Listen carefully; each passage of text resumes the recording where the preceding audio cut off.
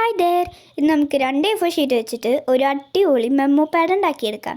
അപ്പം ഞാനിത് phone scroll ചെയ്തുകൊണ്ടിരിക്കുമ്പോൾ നിനിഷാജിയുടെ ഒരു വീഡിയോ കണ്ടിട്ടാണ് ഞാൻ ഇത് ഉണ്ടാക്കാമെന്ന് വിചാരിച്ചത്. അപ്പം നിനിഷാജി ഇൻസ്പയർഡ് ബൈ ആയിട്ടുള്ള ഒരു മെമ്മോ പാഡാണിത്.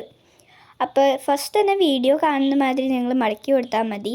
പിന്നെ ഞാനിവിടെ 2 A4 ഷീറ്റാണ് എടുത്തേക്കണത്. പിന്നെ നിങ്ങൾക്ക് മെമ്മോ പാഡിൻ്റെ തിക്നെസ് അനുസരിച്ച് എത്ര A4 ഷീറ്റ് വേണമെങ്കിലും എടുക്കാം.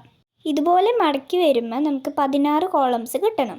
മടക്കി കഴിയുമ്പോൾ നമുക്കൊരു കുഞ്ഞി സർക്കിൾ ഒബ്ജക്റ്റ് എടുത്തിട്ട് ഒന്ന് ട്രേസ് ചെയ്ത് കൊടുക്കുക ഓരോ കോളംസിൽ നിന്നും. ഞാനിപ്പോൾ യൂസ് ചെയ്തത് ഒരു ക്യാൻഡിലാണ്. അങ്ങനെ എല്ലാ കോളംസിലും ഞാൻ ക്യാൻഡിൽ വെച്ചിട്ട് വരച്ചു കൊടുത്തിട്ടുണ്ട്. ഇനിയിപ്പോൾ വേറെ ഒന്നുമല്ല, കട്ട് ചെയ്ത് കൊടുക്കുക.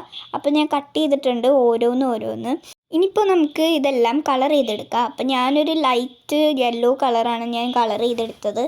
അപ്പോൾ ഞാൻ എല്ലാം കളർ ചെയ്ത് കൊടുത്തിട്ടുണ്ട്. ഇനിയിപ്പോൾ നമുക്കിത് മെമ്മോ പാഡ് ആക്കി എടുക്കാൻ വേണ്ടിയിട്ട് ഞാൻ ഇതെല്ലാം കൂടി ചേർത്ത് കൊടുത്തിട്ട് ജസ്റ്റ് ഒന്ന് മുകളിൽ ചെറുതായിട്ടൊന്ന് ഗ്ലൂ ഒട്ടിച്ച് കൊടുത്തിട്ടുണ്ട്. ഇനി സെപ്പറേറ്റ് ആവാണ്ടിരിക്കാൻ വേണ്ടിയിട്ട് ഞാൻ 2 സൈഡ് ക്ലിപ്പ് ചെയ്ത് വെച്ചിട്ടുണ്ട് എഗ് യോക്കിനെ.